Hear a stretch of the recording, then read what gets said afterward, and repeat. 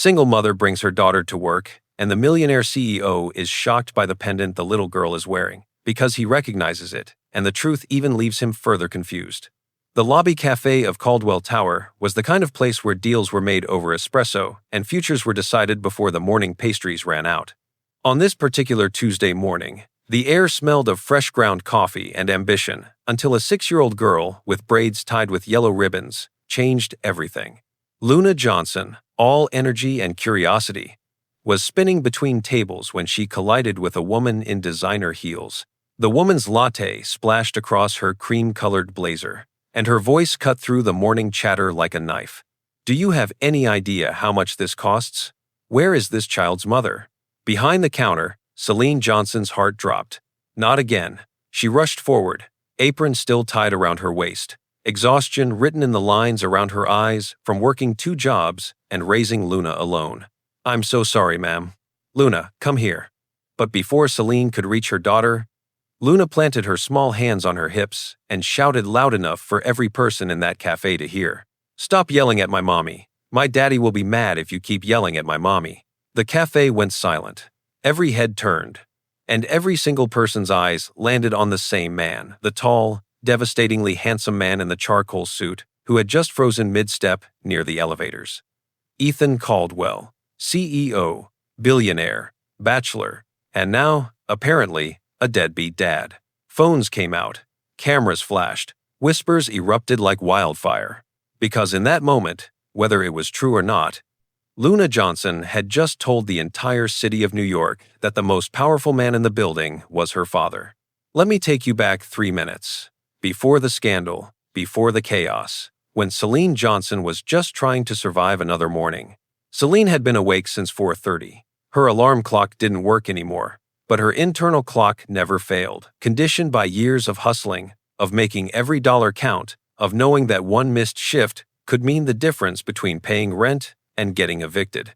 She worked the morning shift at the Caldwell Tower Cafe from 6 to 11, then rushed across town to her afternoon job at a boutique from noon to 8. Luna stayed with Mrs. Chen next door during the day, but Celine always made sure to be home for bedtime, always. At 32, Celine was beautiful in a way that exhaustion couldn't quite erase. Her dark skin glowed even under fluorescent lights. Her natural curls were pulled back into a practical bun, and her eyes, deep brown and expressive, still held a warmth that 6 years of single motherhood hadn't managed to steal. 2 cappuccinos, 1 black coffee, and a green tea. Miss Ellison, the cafe manager, barked from beside the espresso machine. "On it," Celine called back, her hands already moving with practiced efficiency. Luna sat at a corner table, coloring in a princess book Celine had found at a thrift store. The little girl was supposed to be quiet, this was the deal. Mom worked, Luna colored, and if Luna was good, they'd get pancakes on Saturday. But Luna Johnson had never met a rule she didn't want to bend just a little. She spotted something shiny across the room, a silver pen that had rolled under a table, and her 6-year-old curiosity took over. She hopped down from her chair and darted between the morning crowd, yellow ribbons bouncing. That's when she ran straight into Camille Sterling. Camille Sterling was everything Celine was not. Wealthy, connected, dressed in clothes that cost more than Celine made in 3 months. She was also Ethan Caldwell's business associate, his sometime companion at galas, and though he'd never confirmed it, the woman the tabloids loved to link him with. The latte hit Camille's blazer with a splash that seemed to echo. "Do you have any idea how much this costs? Where is this child's mother?" Celine was already moving, her heart hammering. "I'm so sorry, ma'am. Luna, come here." But Luna, protective and fierce despite her size, stood her ground. And that's when she shouted it. "Stop yelling at my mommy. My daddy will be mad if you keep yelling at my mommy."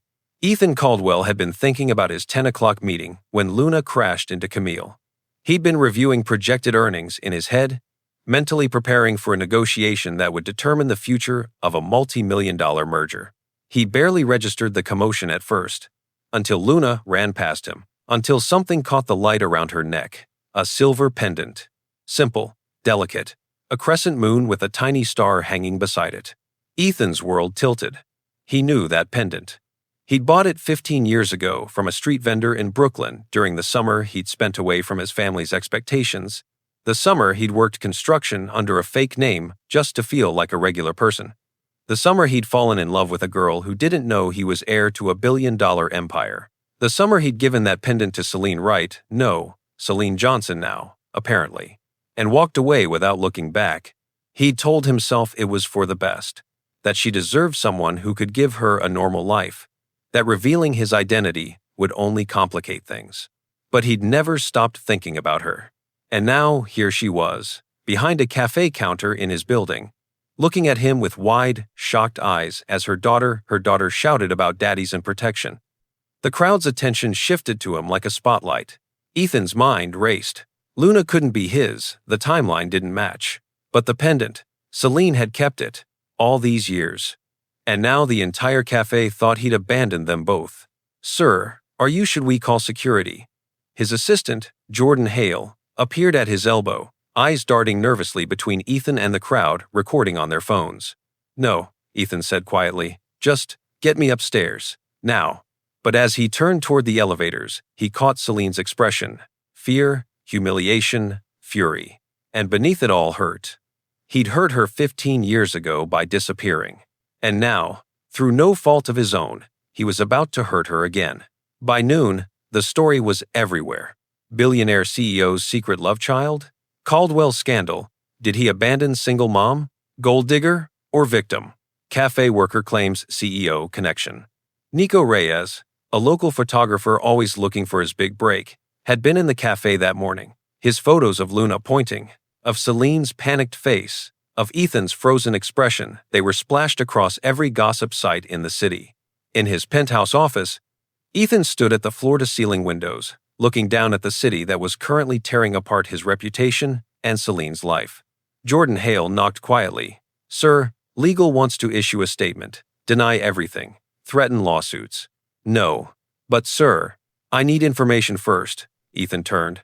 "Find out everything about Celine Johnson, where she lives, where else she works, everything." Jordan hesitated. "Sir, are you sure that's—" "Just do it." Because Ethan Caldwell didn't believe in coincidences. And he needed to know why, after 15 years of silence, Celine Johnson had walked back into his life wearing the pendant he'd given her with a daughter who'd just announced to the world that she had a daddy who'd protect her. Celine's hands shook as she scrubbed the counter for the third time that afternoon. Miss Ellison had sent her home early, for the disruption, she'd said, tight-lipped and disapproving. Translation: "You're bad for business right now." Luna sat in the corner, confused and scared by the sudden change in routine. "Mommy, did I do something wrong?" Celine's heart cracked. "No, baby. You didn't do anything wrong." But the text messages on Celine's phone told a different story. Her afternoon shift at the boutique had been temporarily suspended, pending the resolution of this situation. Her landlord had called twice. Neighbors were gossiping. Someone had already recognized their building in a background photo online. By the time they got home to their tiny apartment in Brooklyn, one bedroom, kitchen the size of a closet, bathroom with a perpetually dripping faucet, Celine wanted to scream. Instead, she made Luna mac and cheese from a box and pretended everything was fine. "Mommy?" Luna asked, swirling her fork through the noodles. "Why was that lady so mad?" "Some people just have bad days, honey. But I saw her yelling at you. That's not nice." Celine sat down across from her daughter, reaching across the small table to take Luna's hand. "Listen to me. What you said in the cafe about your daddy. But you always say my daddy loved me very much before he had to go away." It was the story Celine had told Luna since she was old enough to ask.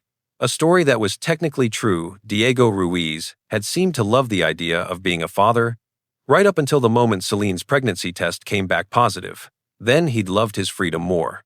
That's true. But baby, that man in the cafe, Mr. Caldwell, he's not your daddy. Luna's face fell. "He's not?" "No, sweetie." "Oh." Luna looked down at her noodles. "I thought he looked at you the way Prince Eric looks at Ariel, like you were magic." Celine's throat tightened. "Finish your dinner, baby." The knock on the door came at 8:30. Luna was already asleep, curled up in the double bed they shared, her princess nightgown twisted around her small body. Celine had just finished washing their dinner dishes when the sound made her freeze. Nobody visited them. Nobody even knew where they lived, except she looked through the peephole and her heart stopped. Ethan Caldwell stood in her hallway, still in his suit, but with his tie loosened, looking impossibly out of place against the peeling wallpaper and flickering overhead light. Celine's first instinct was to pretend she wasn't home. Her second was to open the door and demand to know what the hell he wanted. She went with option 2. "What are you doing here?" she hissed, stepping into the hallway and pulling the door mostly closed behind her so Luna wouldn't wake. Ethan's eyes swept over her face, and for a moment, just a moment, she saw something raw there. Recognition, memory, regret. "Celine Wright," he said softly. "Or Johnson now, I guess. You need to leave. I came to apologize. 15 years late, but sure, let's hear it." His jaw tightened. "I didn't know you worked in my building. I didn't know you had a daughter. I didn't know." "You didn't know anything because you disappeared." Celine's voice was quiet but fierce. "You spent a whole summer with me. You told me you were a construction worker named Ethan Cole. We stayed up all night talking. You gave me that pendant and said it would remind me that I could reach for the stars. And then you just vanished. I had reasons. I don't care about your reasons. What I care about is that thanks to this morning, I've lost both my jobs. My landlord is threatening eviction because reporters keep showing up, and my daughter thinks she did something wrong." Celine's eyes blazed. "So, unless you're here to fix that, Mr. Caldwell, you can get back in whatever luxury car brought you to my neighborhood and forget you ever saw me again, just like you did 15 years ago." Ethan was quiet for a long moment. Then he said, "I can fix it." "What?" "I can fix everything. Your jobs, the rumors, the press." He took a breath. "But I need your help to do it." Celine laughed, a bitter sound. "My help? I'm a single mom with a high school diploma working service jobs. What could I possibly do to help you?" "Pretend to be my girlfriend." The hallway went silent, except for the hum of a neighbor's television through the walls. "What?" Ethan stepped closer, his voice low and urgent. "Right now, the story is that I'm a wealthy executive who abandoned you and Luna. That you're either a gold digger or a victim. Neither of us can win. But if we change the narrative, if we say we've been secretly dating, that Luna isn't mine biologically, but that we're becoming a family, the story changes. It becomes a romance instead of a scandal. That's insane. It's strategy." His eyes held hers. 1 month. You and Luna move into my penthouse. We're seen together in public. We attend a few events. We let people see that this is real, or at least, that it could be. And then what? And then after a month, when the press has moved on to the next story, we amicably decide we moved too fast and you leave. With enough money to start over somewhere new, somewhere the paparazzi won't follow. Celine's mind reeled. "You're offering to pay me to fake date you. I'm offering to pay you $50,000 to help me fix a problem we're both suffering from. $50,000. Celine's breath caught. That was more than she made in 2 years. That was a new apartment in a safe neighborhood. That was Luna's future preschool. Clothes that weren't from thrift stores. Birthday parties with more than cupcakes from the grocery store bakery. That was freedom. "I can't," she whispered. "Why not?" "Because it's lying. It's fake." "Is it?" Ethan's voice softened. "Or is it just giving us a chance to figure out what's real?" Before Celine could respond, the apartment door opened. Luna stood there in her princess nightgown, rubbing her eyes. "Mommy, who are you talking to?" She spotted Ethan, and her face lit up like Christmas morning. "Mr. Tall Man, from the café." Ethan crouched down to Luna's level, and Celine watched something shift in his expression. Softness, gentleness. The kind of look she'd seen on his face 15 years ago when he'd talked about his dreams. "Hi, Luna. I'm Ethan. Are you here to say sorry for the mean lady?" "Actually, yes, I am." Luna studied him with the seriousness only 6-year-olds can manage. "Did you bring flowers?" "Mommy says when you say sorry, you should bring flowers." Ethan's lips quirked. "I'll remember that next time. Are you going to be my mommy's friend?" Celine started to intervene, but Ethan spoke first. "I'd like to be, if your mommy says it's okay." Luna looked up at Celine with those big, hopeful eyes. "Mommy, can Mr. Ethan be our friend, please?" And in that moment, looking at her daughter's face, her daughter who'd never had a father figure, who'd never lived anywhere but cramped apartments, who'd never had anything handed to her easily, Celine felt the walls she'd built around her heart crack just a little. "Luna, go back to bed. I'll be there in a minute." "But mommy, bed, now." Luna sighed dramatically, but obeyed, casting one last curious look at Ethan before disappearing inside. Celine waited until she heard the bed springs creak before turning back to Ethan. "If I do this, and I'm not saying I will, there would have to be rules." "Name them."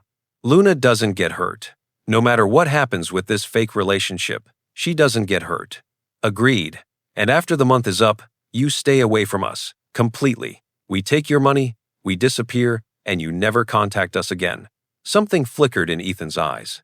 "Pain, maybe." But he nodded. "If that's what you want." "It is." "Then we have a deal?" Celine thought about the eviction notice she'd received that morning, about the empty refrigerator and the electricity bill she couldn't pay, about Luna's shoes that were getting too small and the winter coat Celine couldn't afford to replace. She thought about 15 years of choosing pride over survival. And she made a different choice. "1 month," she said. $50,000, and then we never see each other again." Ethan extended his hand. "Deal." When their fingers touched, Celine felt that same electric spark she'd felt 15 years ago. And she knew, deep in her bones, that this was either going to save her or destroy her completely. The next evening, as the sun set over Manhattan, Celine and Luna stood in the marble lobby of Caldwell Tower with 2 duffel bags containing everything they owned. Luna's eyes were wide as saucers. "Mommy, we're really going to live here?" "Just for a little while, baby." The private elevator opened, and Ethan stepped out, dressed casually in jeans and a button-down that made him look less like a CEO and more like the man Celine had fallen for 15 years ago. "Ready?" he asked. Celine gripped Luna's hand tighter, "As I'll ever be." The elevator rose 60 floors, and Celine Johnson's life changed forever. The penthouse was obscene. That was Celine's first thought as the elevator doors opened directly into Ethan's living space. Not a hallway, not a lobby, but straight into a room that was bigger than any apartment she'd ever lived in. Floor-to-ceiling windows overlooked Central Park. The furniture was all clean lines and expensive fabrics. The kitchen had appliances Celine couldn't even identify. There was a grand piano in one corner, art on the walls that looked like it belonged in a museum, and a chandelier that probably cost more than Celine's entire life savings. Luna's mouth fell open. "Mommy, is this a palace?" "Close enough," Celine muttered. Ethan cleared his throat. "I had the guest suite prepared for you and Luna. 2 bedrooms, connected bathroom." Mrs. Salazar, my housekeeper, stocked the kitchen with things she thought Luna might like. As if summoned, a warm-faced woman in her 60s appeared from a hallway, wiping her hands on a towel. "You must be Celine and Luna." "Oh, mija, aren't you precious?" Luna immediately warmed to her. "Hi, I'm Luna Johnson, and I'm 6 years old, and my favorite color is purple." "Purple is a very good choice," Mrs. Salazar said seriously. "Come, let me show you your rooms. I put extra pillows on your bed, because all the best beds have too many pillows." Luna took her hand trustingly, and Celine felt a pang watching her daughter walk away with such ease. Luna had always been friendly.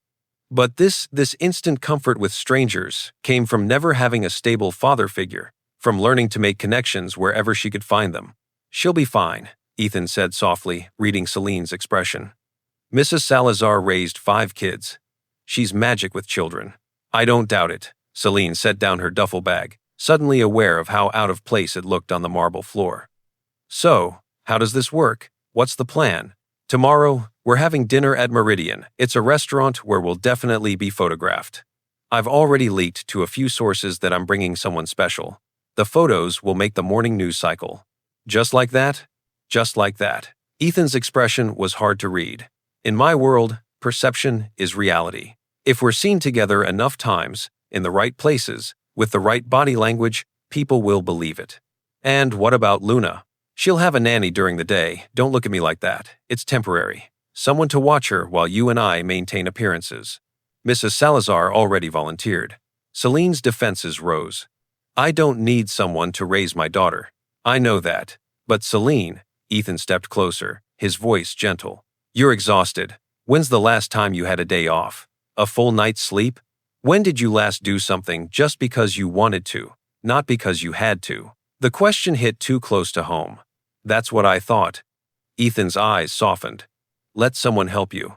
Just for a month. Let Luna have fun. Let yourself breathe.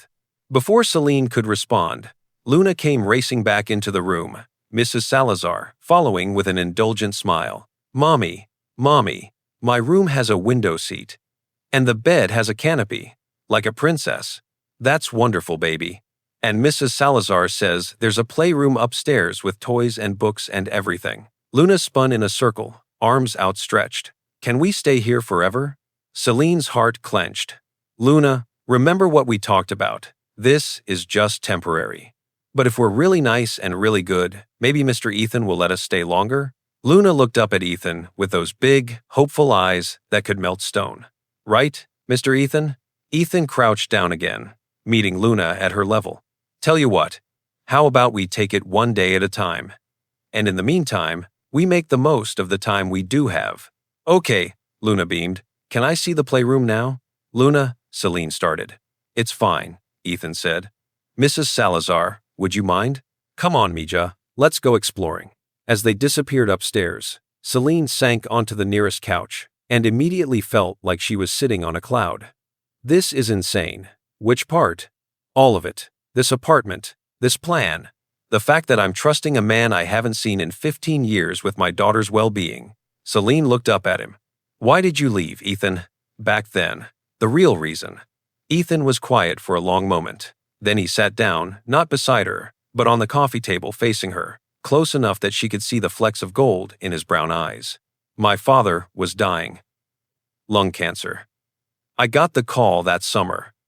The day before I was planning to tell you the truth about who I was. He had 3 months left. Maybe less. And my mother. She was falling apart. The company was in chaos. I had to come back. I had to step up. Celine's anger flickered. You could have told me. I tried. I picked up the phone 100 times. But every time I did, I realized, what was I going to say? Sorry, I lied about everything. I'm actually a billionaire heir, and I have to go run a company now. Want to come along? You would have thought I was insane. So instead, you just disappeared and let me think you didn't care? I thought it would be easier. For both of us. Ethan's voice roughened. I was 22, and stupid, and convinced that a clean break was kinder than dragging you into my world. I was wrong. The apology hung between them. You broke my heart, Celine whispered. I know. And I'm sorry. More than you'll ever know. Upstairs, Luna's laughter echoed down. She's amazing, Ethan said softly. Your daughter. You did an incredible job raising her. I didn't have a choice. You always have a choice. You chose to keep her. To love her. To work yourself to exhaustion. To give her a good life. That's not nothing, Celine. The unexpected praise made Celine's throat tight. Before she could respond, her phone buzzed. She glanced at the screen and her stomach dropped. What is it? Ethan asked, instantly alert. My landlord. He's giving me a week to vacate. He says the press attention is disrupting other tenants. Celine laughed bitterly. So even if this fake relationship thing doesn't work, I can't go back to my apartment. Then it has to work.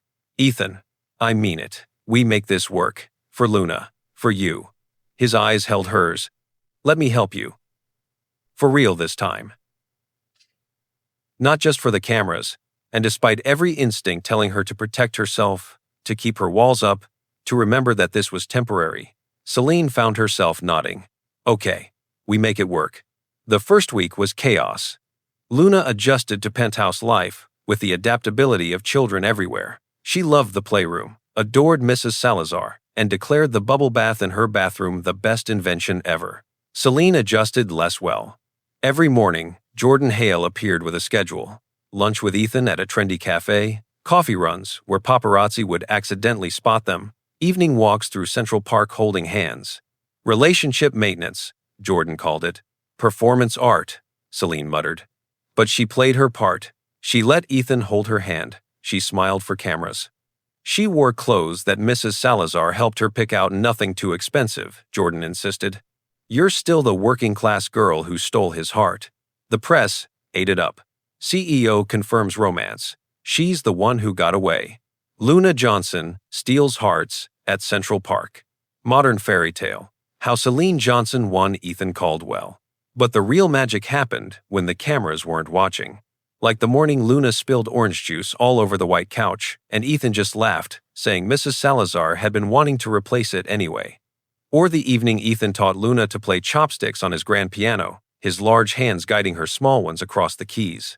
Or the night Celine woke at 2 a.m. to find Ethan reading Luna a bedtime story in the playroom because she'd had a nightmare and didn't want to wake Mommy. "You're good with her," Celine said softly from the doorway. Ethan looked up from where he sat on a beanbag chair, Luna drowsing against his shoulder. "She's easy to be good with." "Not every man would," Celine's voice caught. "Diego never even held her. Not once. Diego's an idiot. Diego's her father.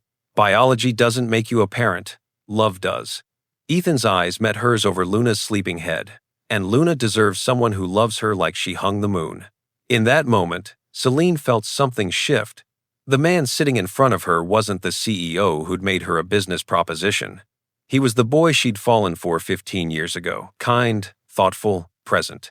And God help her, she was falling for him all over again. The charity gala was 2 weeks into their arrangement. Jordan Hale had prepared Celine extensively. "This is the big test. All of high society will be there. Cameras everywhere. You need to look comfortable, confident, like you belong." Celine felt like she might throw up. The dress was beautiful, midnight blue, floor length, with a modest neckline but a back that dipped low enough to make her nervous. Mrs. Salazar had helped with her hair, pinning her curls into an elegant updo that made her look like someone who actually belonged at a $5,000 a plate charity dinner. Luna watched from the bed, eyes wide. "Mommy, you look like a princess." "You think so?" "The prettiest princess in the whole world." A knock on the door. Ethan's voice. "Are you ready?" Celine took a breath. "Ready as I'll ever be." She opened the door. Ethan, in a perfectly tailored tuxedo, froze. "Wow," he breathed. "Too much?" Not enough words in the English language. His eyes traveled from her face to her dress and back again, and the heat in them made Celine's skin flush. "Celine, you're stunning." "Thank you," she said softly. Then, trying for levity, "Mrs. Salazar deserves the credit." "Mrs. Salazar didn't make you beautiful. She just made sure everyone else would notice what I've been seeing for weeks." The compliment was so sincere, so different from the performative flattery she'd been expecting, that Celine didn't know how to respond. "We should go," Ethan said, extending his arm. "The car's waiting." As Celine took his arm, Luna called out, "Wait." She scrambled off the bed and reached for Celine's neck, adjusting the silver pendant so it hung perfectly centered. "There. Now you're really perfect." Celine's eyes met Ethan's. He was staring at the pendant, the one he'd given her 15 years ago, with an expression she couldn't quite read. "Perfect," he echoed softly. The gala was at the Metropolitan Museum of Art, because of course it was. Celine had never been inside the Met, except during free hours with Luna on weekends. She'd certainly never seen it like this, lit up like a jewel box, filled with Manhattan's elite in designer gowns and tuxedos, waiters circulating with champagne that probably cost more per glass than Celine made in a day. She felt every eye on her as she entered on Ethan's arm. "Ignore them," Ethan murmured. "Just stay with me." But that was easier said than done when Camille Sterling materialized out of the crowd like an avenging angel in crimson silk. "Ethan, so glad you could make it." Her eyes swept over Celine with barely concealed disdain. "And you brought your friend." "My girlfriend," Ethan corrected, his arm tightening around Celine's waist. "Celine? You remember Camille. How could I forget the coffee incident?" Celine said sweetly. Camille's smile was razor sharp. "Yes, about that. I hope your daughter is learning better manners. It must be so difficult, raising a child without proper guidance." Celine felt the barb hit home, but before she could respond, Ethan spoke. "Luna has excellent manners, and Celine has done an extraordinary job raising her, which is more than I can say for some people who had every advantage and still turned out mean-spirited." Camille's face went white, then red. "Excuse me?" "You're excused." Ethan steered Celine away, leaving Camille fuming in their wake. "That was," Celine started. "Overdue. She's been testing my patience for years." The evening continued in a blur of introductions. small talk, and carefully posed photographs. Celine smiled until her face hurt, made polite conversation about things she barely understood, and tried not to feel like an imposter among people who'd been born into wealth she couldn't imagine. Then came dinner. Celine was seated between Ethan and a kind-faced older woman who introduced herself as Margaret Whitaker, a family court judge. They talked about Luna, about raising children, about the challenges of single parenthood. "You have a beautiful daughter," Judge Whitaker said warmly. "I saw the photos in the papers. She looks spirited." "That's a diplomatic word for it," Celine laughed. "But yes, she's my whole world." "That's as it should be." The judge glanced at Ethan, who was deep in conversation with the person on his other side. "And it seems Mr. Caldwell is quite taken with both of you." It's new. We're figuring it out." "The best relationships usually are." Judge Whitaker patted her hand. "Trust your instincts, dear. And remember, family isn't always about biology. It's about who shows up." The words stayed with Celine through dessert, through coffee, through the dancing that followed. She was standing at the edge of the ballroom, watching couples swirl across the floor, when Ethan appeared at her side. "Dance with me? I don't really know how." "Neither did I, until my mother forced me to take lessons." He extended his hand. "Trust me?" Celine hesitated. Then she thought of Luna watching from home, of the month ticking away, of the fact that all of this was temporary. And she placed her hand in his. Ethan led her onto the dance floor, one hand at her waist, the other holding hers. The orchestra was playing something slow and romantic. "Just follow my lead," he murmured. And Celine did. She followed him across the floor, and somewhere between the first turn and the second, something shifted. Ethan pulled her closer, close enough that she could feel the warmth of him, smell his cologne, something woodsy and expensive that still somehow reminded her of that summer 15 years ago. "You're a natural," he murmured against her ear. "You're a good teacher. I had good motivation."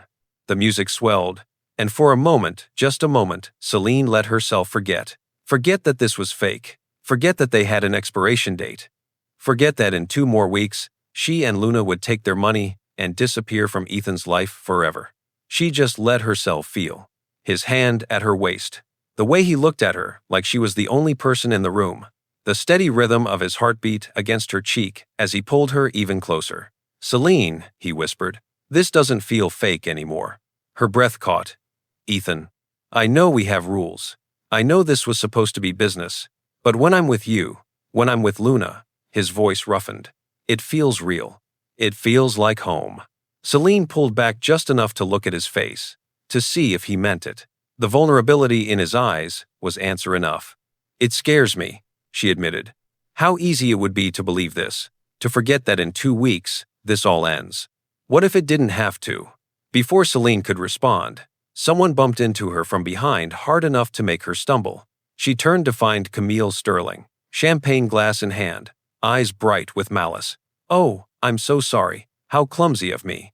But her smile said she wasn't sorry at all. And then Celine heard it, the sound of fabric ripping. She looked down to see a long tear in the back of her dress, running from her shoulder blade to her waist, exposing the black slip underneath. The music seemed to stop. Heads turned. Someone gasped. Celine's face burned with humiliation. "Oh no," Camille said with mock sympathy. "Your dress. What a shame.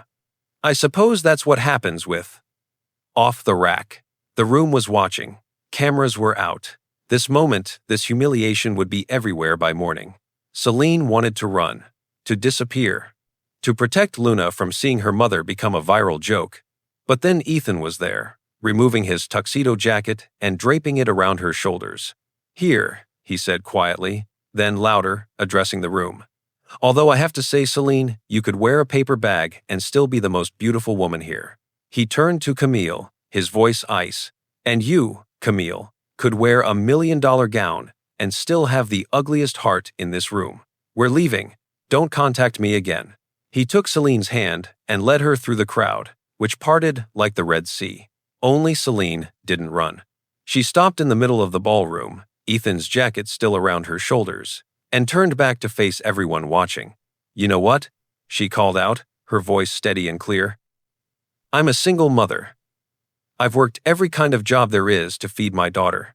I've worn second-hand clothes and stretched every dollar until it screamed, and I'm not ashamed of any of it. She pulled off Ethan's jacket, and the room gasped again. But Celine wasn't exposing the tear. She was turning it into art. From her clutch, she pulled out the silk scarf Mrs.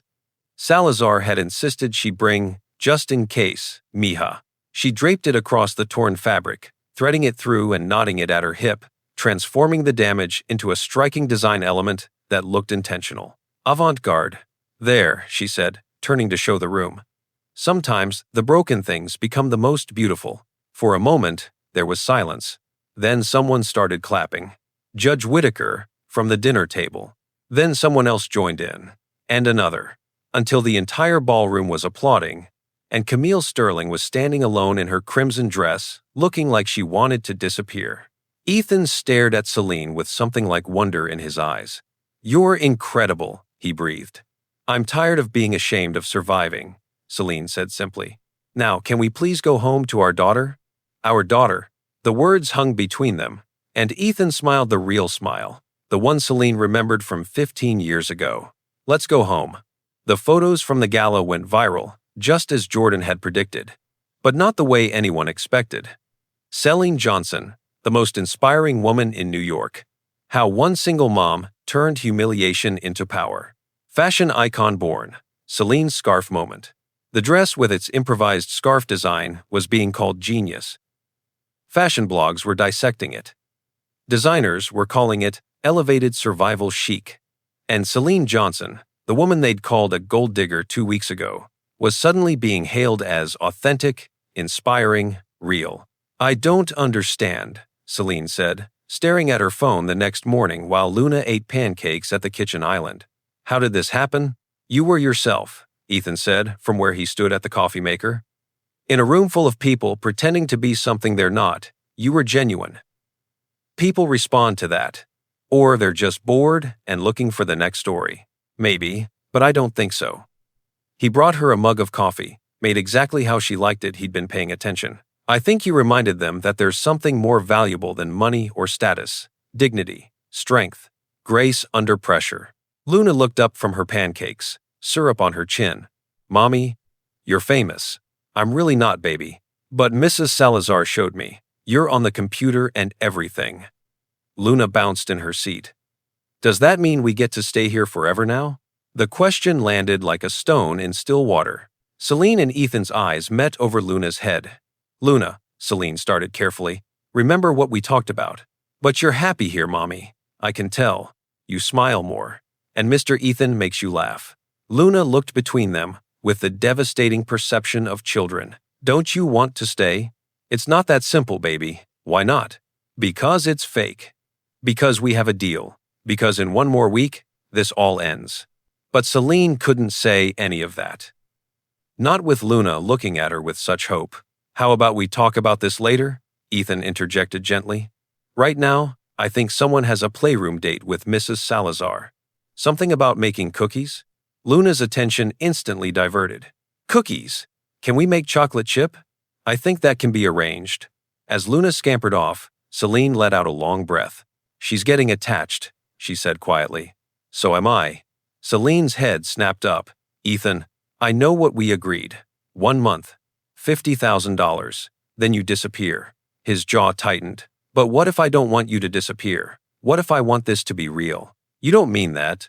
"Don't tell me what I mean." Ethan moved closer, his voice intense. "I've spent 15 years regretting walking away from you. 15 years telling myself it was the right choice. And now you're here, in my home, and your daughter is upstairs making cookies with my housekeeper, and it feels like," he broke off, frustrated. "It feels like this is what I've been missing my whole life." Celine's heart hammered. "This isn't real. Ethan, it's a performance. We're playing house because of a scandal, not because what? Not because I'm falling for you all over again?" His hand came up to cup her cheek. "Because I am, Celine. I'm falling so hard I can't see straight." "Don't." The word came out broken. "Don't say things you don't mean. Don't make me believe in something that's going to disappear in a week. Then let me prove it won't disappear. Let me show you." Celine's phone rang, shattering the moment. She pulled away, grateful for the interruption, until she saw the name on the screen. Her blood went cold. "Who is it?" Ethan asked, instantly alert. It's my lawyer. The one I used when..." She couldn't finish the sentence. "The one I used when I filed for sole custody of Luna 6 years ago." With shaking hands, Celine answered. "Hello?" She listened, and with every word, the color drained from her face. No, that's not. He can't." Her voice broke. "When?" Ethan was at her side immediately, steadying her. Celine hung up and stared at nothing.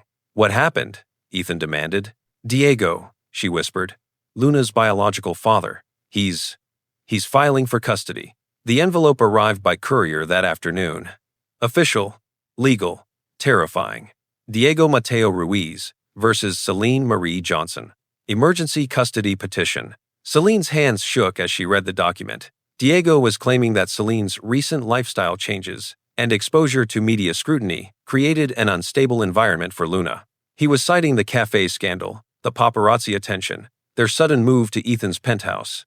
He was using her survival against her.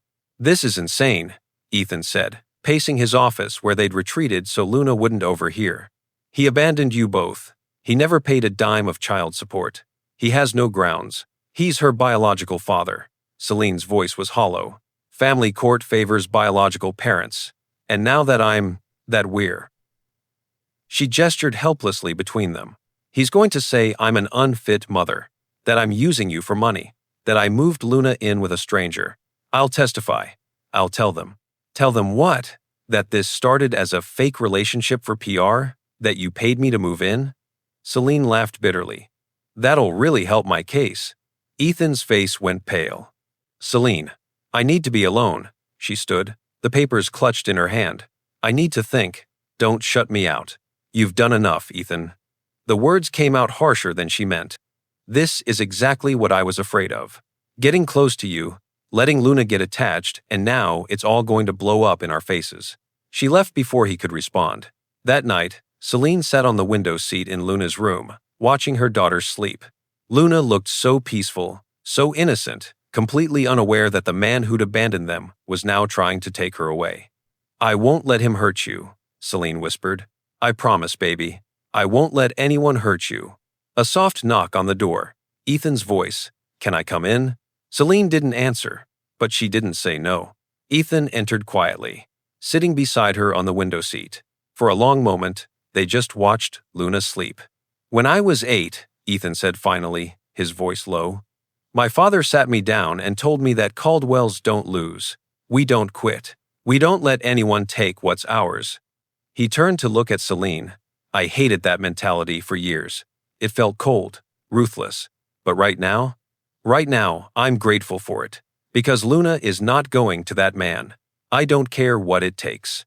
"Ethan, this isn't your fight." "Yes, it is."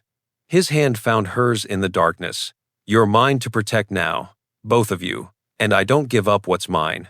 Celine's throat tightened. "Why? Why are you doing this?" "Because 15 years ago, I walked away when things got complicated. I told myself I was protecting you. But really, I was protecting myself. I was afraid." His grip on her hand tightened. "I'm not afraid anymore. And I'm not walking away. What if we lose? What if Diego? We won't lose. I have the best lawyers in New York. I have resources. And more importantly," he reached up to touch the pendant at her throat, the one he'd given her so long ago. "I have something Diego never had. I have your heart. Even if you won't admit it yet." Celine's breath caught. "I kept it," she whispered. "The pendant. Even after you disappeared. Even when I hated you. I couldn't let it go. I know. And do you know why?" Ethan's thumb traced her jawline. "Because some part of you knew what I'm just figuring out now. We were always supposed to find our way back to each other." Before Celine could respond, Luna stirred in her sleep, murmuring, "Mommy? Ethan?" They both froze. "We're here, baby," Celine called softly. "Don't go," Luna mumbled, still half asleep. "Both stay. Family stays together." Celine's eyes filled with tears. Ethan leaned close, his lips near her ear. "You hear that? Family stays together. So that's what we're going to do." We're going to fight for our family." And despite every fear, every doubt, every reason to protect herself, Celine nodded. The next 3 days were a blur of legal consultations. Ethan's lawyer, Marcus Chen, was intimidatingly competent. He listened to everything, took meticulous notes, and then delivered his assessment with clinical precision. The good news: Diego Ruiz has no legal leg to stand on. He abandoned his parental rights through inaction. No contact in 6 years, no child support, no attempt at visitation. And the bad news? Celine asked. The bad news is that family court judges have wide discretion. And right now, the optics aren't great. You've been living with Mr. Caldwell for what, 3 weeks? To an outside observer, that could look impulsive, unstable. So what do? Ethan demanded. We control the narrative. We show the judge that this living arrangement benefits Luna. We document everything. Her happiness, her stability, her thriving. We show that you, Miss Johnson, made a carefully considered choice to accept help from someone you trust. Someone she's known for 15 years, Ethan added. This isn't a stranger. We have history. Marcus's eyebrows rose. Do you? Can you prove it? That's when Ethan made a call. To his mother. Catherine Caldwell arrived at the penthouse the next day, elegant and sharp-eyed in a way that made Celine want to hide. But when she saw Celine, she stopped. You're the girl from Brooklyn.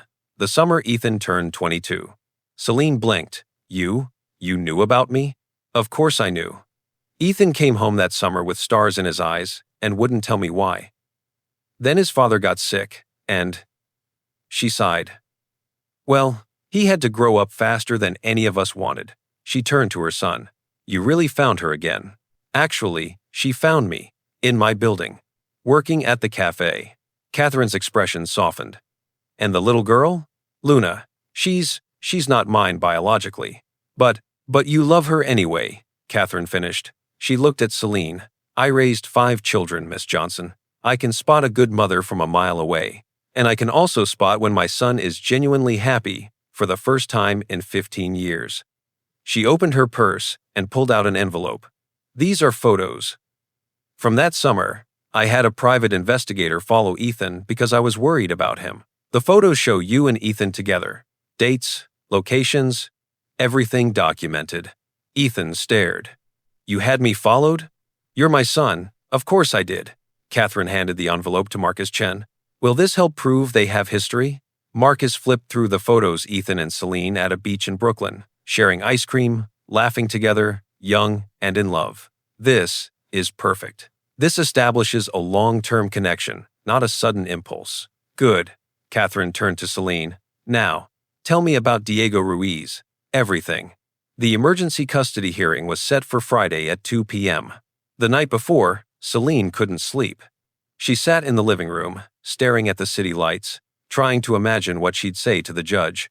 How she'd explain that yes, she was living with a billionaire, but no, it wasn't about money, it was about survival, about giving Luna a chance, about falling in love when she'd promised herself she wouldn't.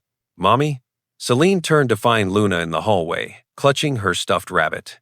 Baby, what are you doing up? I had a bad dream. Luna climbed onto the couch, snuggling against Celine's side. I dreamed that we had to leave.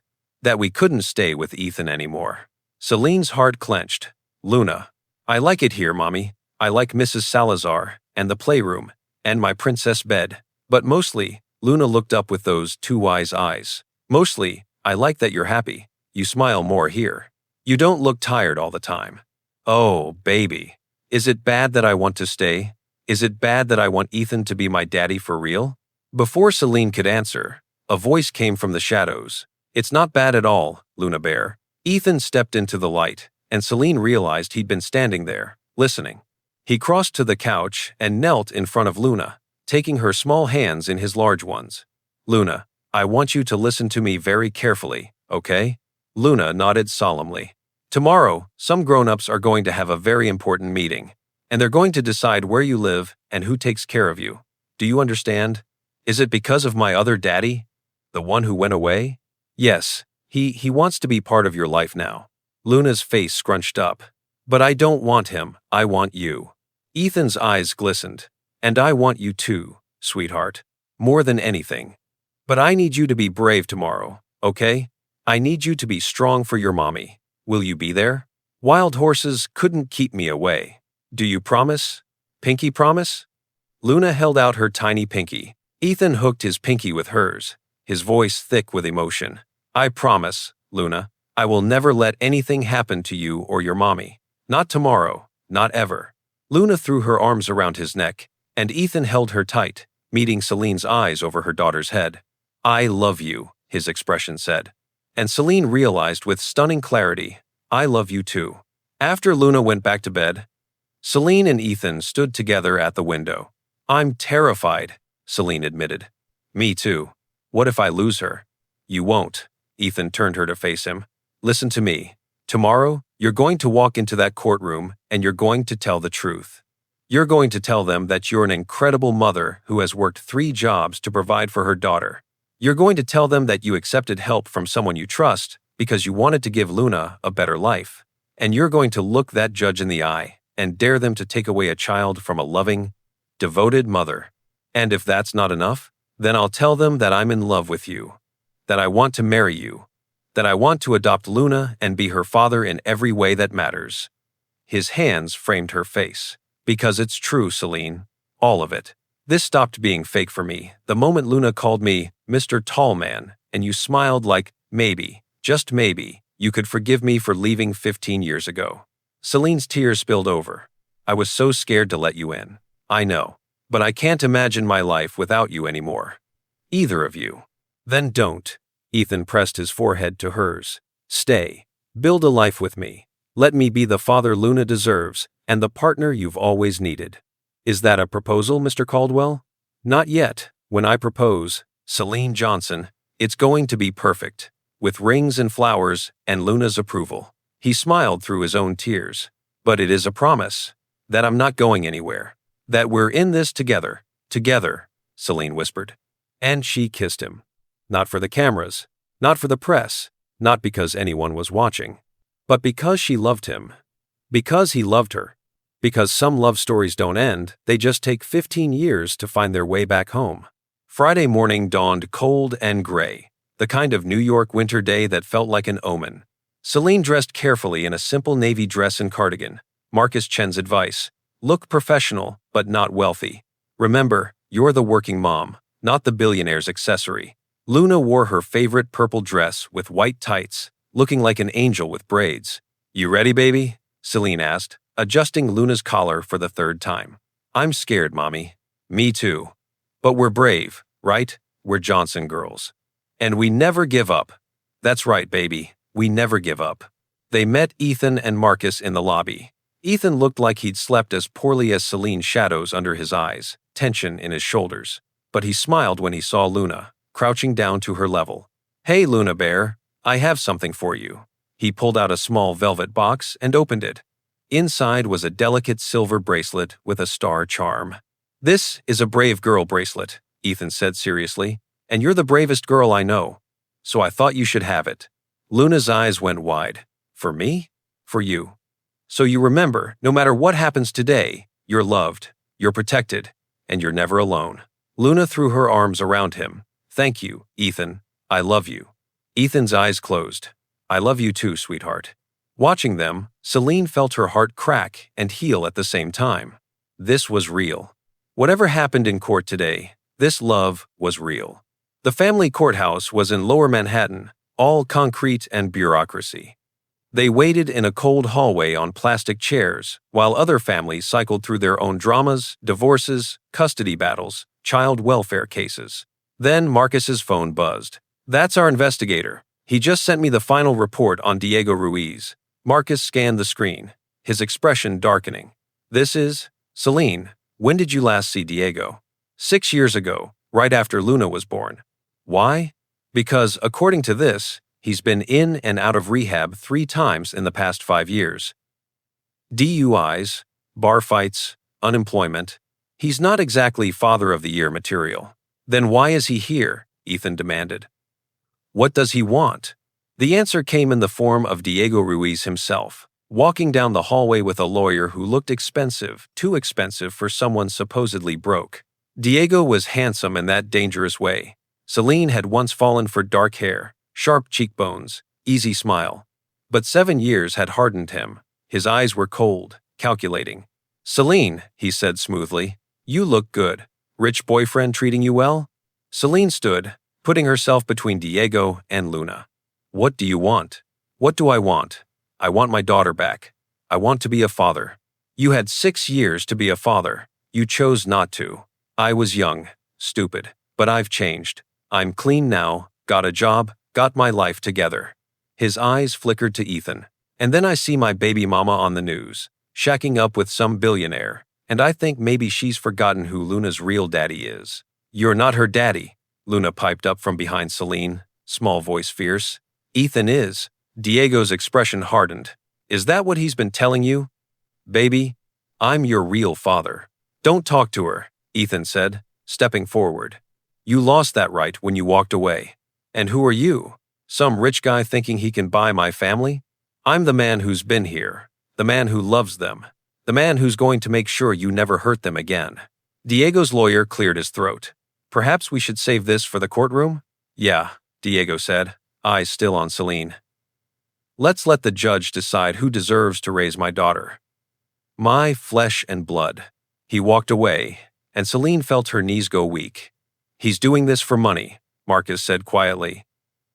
"This whole custody play, he doesn't want Luna. He wants a settlement. He's hoping Mr. Caldwell will pay him to disappear." "Then let's pay him," Ethan said immediately.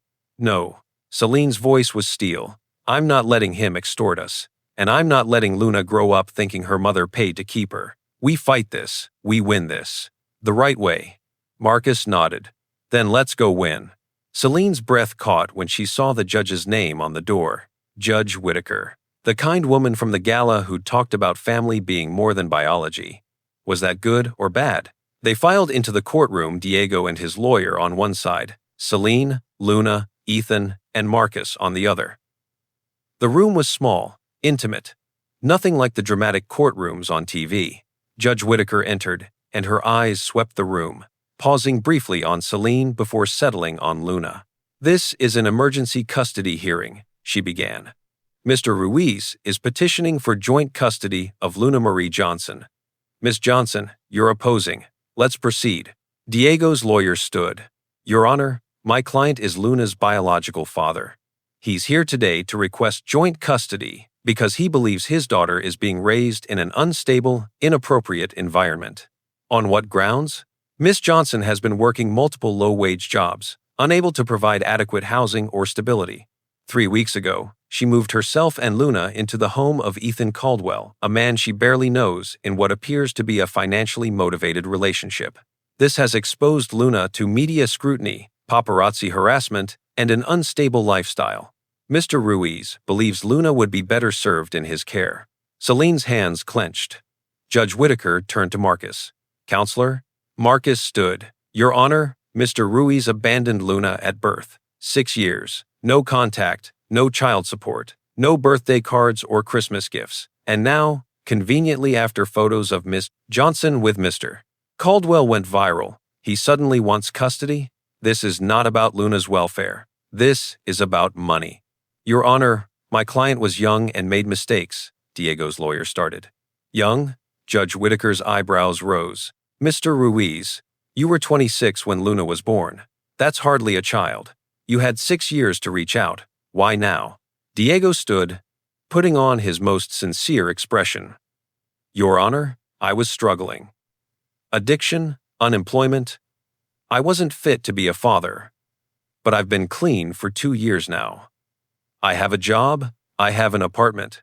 And when I saw my daughter on the news, living with some stranger, being followed by cameras," his voice broke artistically, "I couldn't stay away anymore. That's my baby girl. I need to protect her." It was a good performance. Judge Whitaker turned to Celine. "Miss Johnson, tell me about your relationship with Mr. Caldwell." Celine stood on shaking legs. This was it. The moment she had to choose lie to protect herself, or tell the truth and risk losing Luna. She looked at Ethan. At Luna, clutching her new bracelet. At Judge Whitaker, who told her family isn't always about biology. And she told the truth. Your Honor, I met Ethan Caldwell 15 years ago. The summer I was 17. We fell in love. He gave me this pendant. She touched her throat, and then he disappeared. I didn't know why. I didn't know he was wealthy or connected. I just knew the boy I loved was gone. She took a breath. 3 weeks ago, my daughter accidentally bumped into him in a café.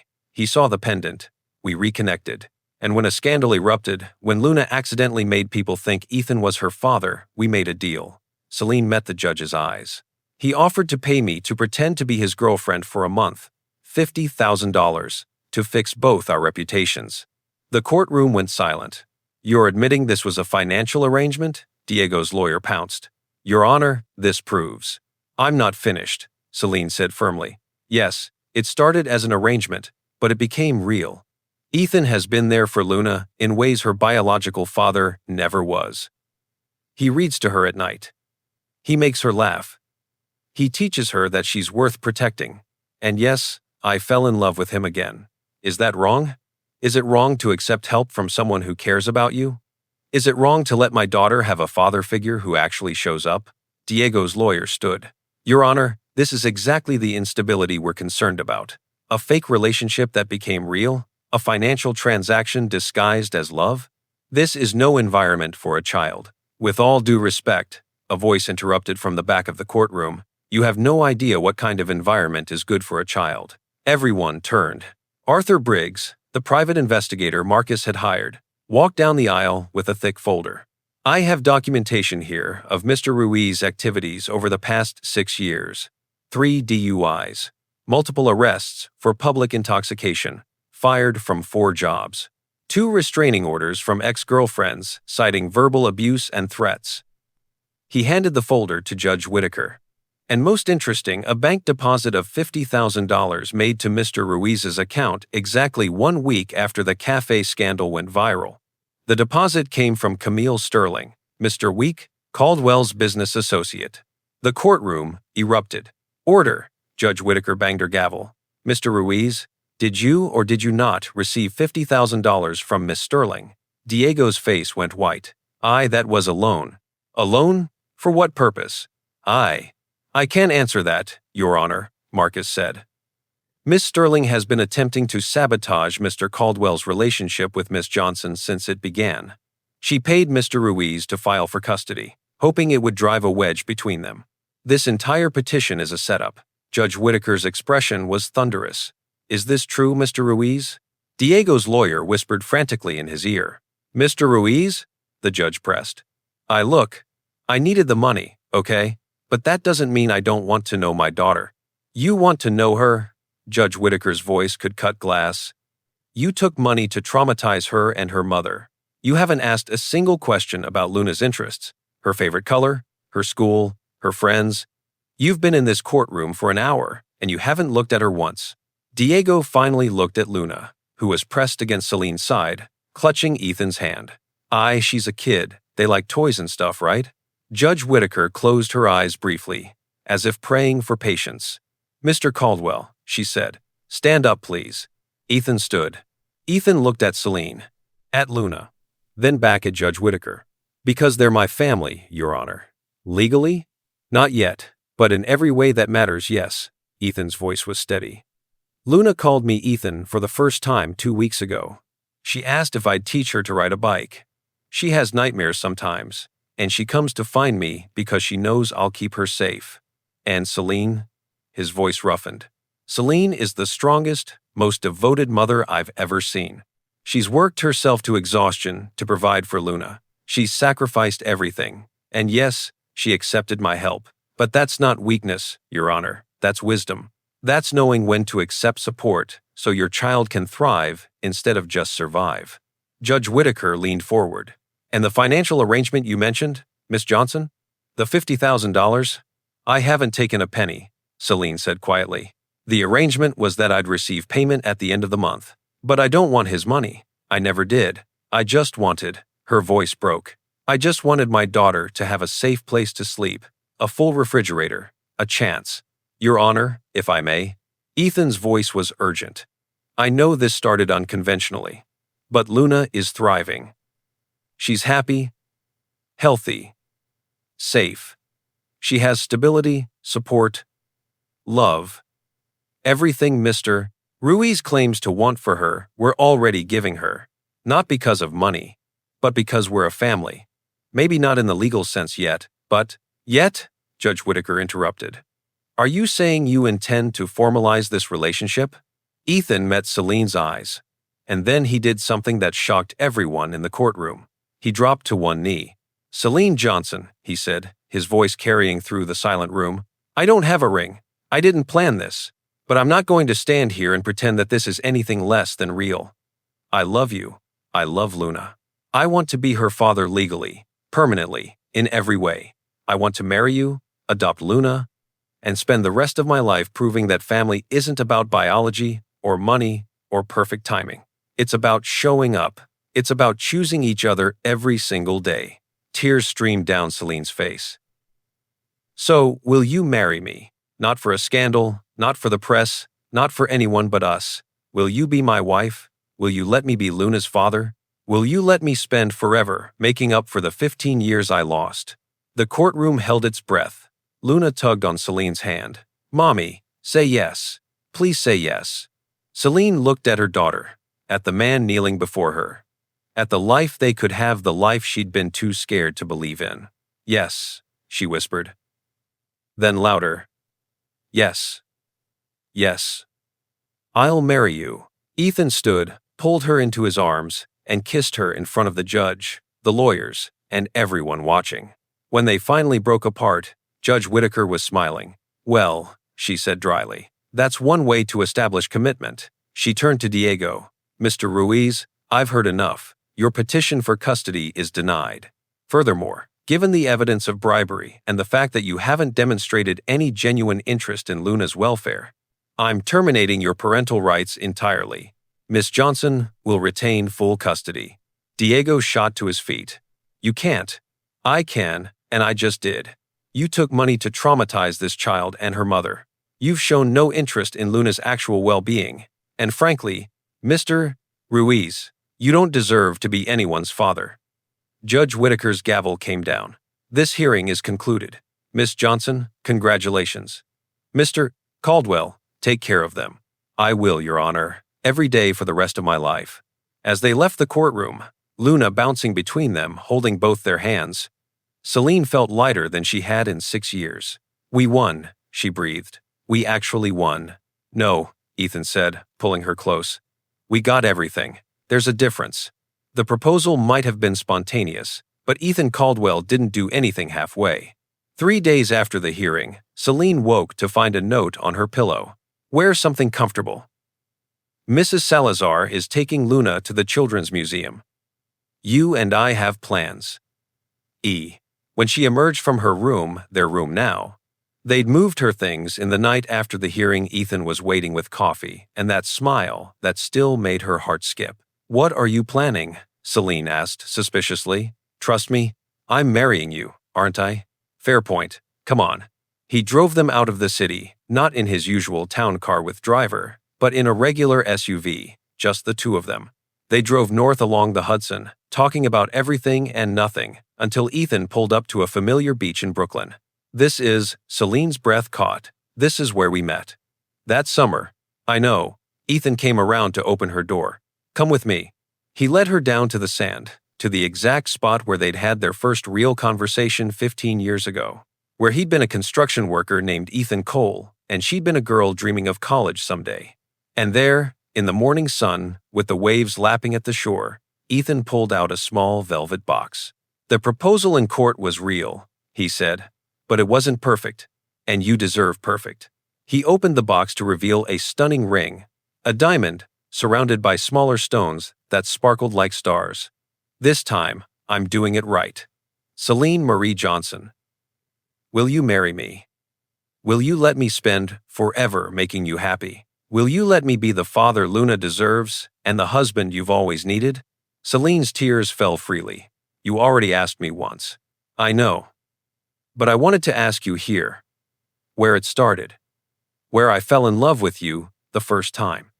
He took the ring from the box. Where I'm promising you that I'll never leave again. Then yes, Celine whispered. Yes, Yes, yes. The ring slid onto her finger, a perfect fit. They kissed on the beach, where they'd fallen in love, with 15 years of pain and longing and second chances between them. I have one more surprise, Ethan said against her lips. More? He pulled out his phone and made a call. Okay, you can come out now. From behind a nearby dune, Luna appeared with Mrs. Salazar, both grinning wildly. Surprise! Luna shrieked, running toward them. Were you surprised, Mommy? Did we surprise you? You were here the whole time? Ethan said it wouldn't be a real proposal unless I approved, Luna said importantly. And I do. I approve very much. Celine laughed through her tears, scooping Luna into her arms. You're a little sneak. A happy sneak, Luna corrected. She looked at the ring on Celine's finger, eyes wide. Does this mean Ethan is really going to be my daddy now? For real and forever? For real and forever, Ethan confirmed, kneeling beside them. If that's okay with you, Luna Bear. It's very okay. Luna threw her arms around his neck. Best okay ever. Mrs. Salazar wiped her eyes. I'll give you 3. Some privacy. Congratulations, Miss Amores. As she walked away, Ethan, Celine, and Luna sat together on the sand, watching the waves. What happens now? Celine asked softly. Now, Ethan pulled them both close. Now, we plan a wedding. We start adoption paperwork for Luna. We figure out what you want to do. Work, school, whatever makes you happy. We become the family we've always meant to be. Just like that? Just like that. Luna tugged on Ethan's sleeve. Can I call you Daddy now? Or do I have to wait until the wedding? Ethan's eyes glistened. You can call me whatever you want, sweetheart. Luna thought for a moment, then said solemnly, Okay, Daddy. And Ethan Caldwell, Billionaire CEO, broke down and cried. The wedding was small. Not because they couldn't afford a big one. Ethan would have rented out the entire Met if Celine wanted, but because Celine wanted something intimate, just family, just the people who mattered. They married in the penthouse, on the terrace overlooking Central Park in early summer. The same view where Ethan had proposed with Luna's help. The same view where they'd fallen in love all over again. Catherine Caldwell cried through the entire ceremony. Mrs. Salazar stood as Celine's matron of honor. Marcus Chen was Ethan's best man, looking uncharacteristically emotional, and Luna was the flower girl, in a purple dress with silver stars embroidered on the skirt, matching her mother's simple white gown that had a silver pendant at the throat, the pendant Ethan had given her 15 years ago. We've taken a winding road to get here, the officiant said. 15 years of separation, 6 years of struggle, 3 weeks of pretending, and finally, forever of truth. When Ethan slipped the ring on Celine's finger, he whispered, I found my way home. When Celine kissed him, she whispered back, we both did. At the reception, just dinner on the terrace with string lights and good wine, and Luna's favorite mac and cheese, alongside the fancy food. Luna tugged on Ethan's sleeve. Daddy? He still melted every time she called him that. Yes, Luna Bear? I have a surprise for you too. She handed him a drawing. It showed 3 stick figures, one tall with brown hair, one with curly hair and a silver necklace, one small with purple ribbons. Above them, in careful 6-year-old handwriting, my family. Below it, Mommy plus Daddy plus Luna, forever and ever. Ethan pulled Luna into his arms, holding her tight. This is the best surprise I've ever gotten. Better than when Mommy said yes? Just as good. Because you're both my whole world. Later, as the sun set over Manhattan, Ethan and Celine danced on the terrace while Luna twirled beside them, her new bracelet catching the light. Happy? Ethan murmured. Ridiculously happy, Celine admitted. I keep waiting for the other shoe to drop. No more shoes dropping. Just us. Just this. Just forever. Forever sounds pretty good. It sounds perfect. Luna grabbed both their hands. Come on. We have to dance together, all 3 of us, because we're a family now. And so they did, the 3 of them dancing under the Manhattan sky, under the stars, under the promise of every tomorrow stretching out before them. Ethan Caldwell had spent 15 years running an empire, but he'd spent 6 weeks discovering what really mattered. Not money, not status, not reputation, but love, family, home, and a little girl with yellow ribbons in her hair who'd accidentally called him Daddy and made it real. The photographer adjusted his camera. Okay, one more. Mr. Caldwell, if you could lean in just a bit, perfect. And Luna, honey, big smile. Luna, now 7, grinned widely, showing off the gap where she'd lost her first tooth. She was perched on Ethan's shoulders, her arms wrapped around his head. Celine stood beside them, one hand on her very pregnant belly, the other holding Ethan's. "This is for the magazine cover, right?" Luna asked importantly. "For the story about Daddy's company?" "That's right," the photographer confirmed. Actually, it was for a feature in New York Magazine. The CEO, who found his heart, Ethan Caldwell, on family, second chances, and what really matters. But the real story wasn't in the article. The real story was in the way Ethan looked at Celine like she hung the moon. The way Luna called him Daddy without hesitation. The way Celine had enrolled in college online classes around Luna's schedule, studying business management because she'd discovered she was actually good at it. The way the three of them had breakfast together every morning, no matter how busy Ethan's schedule was. The way they'd turned a scandal into a love story. And the way a fake family had become the realest thing in all their lives. "Got it," the photographer called. "These are going to be beautiful." As they wrapped up, Luna whispered to Ethan, "Daddy, when the baby comes, will you love them as much as you love me?" Ethan set her down carefully, crouching to her level. "Luna Bear, love doesn't divide. It multiplies. I'll love your little brother or sister just as much as I love you. But you'll always be my first daughter. The one who made me a daddy. Nobody can take that away. Promise?" "Pinky promise." He linked his pinky with hers.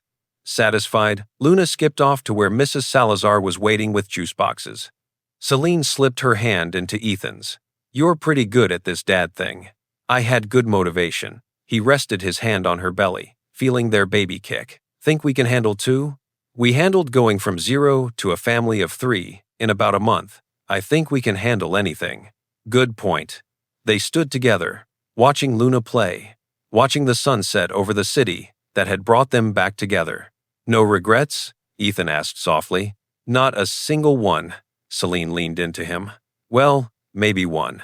"What's that?" "That I didn't yell at you 15 years ago for disappearing. Could have saved us a lot of time." Ethan laughed. "Fair. But then we wouldn't have Luna. We wouldn't have this story." "True," Celine smiled. "And it's a pretty good story." "The best story," Ethan corrected.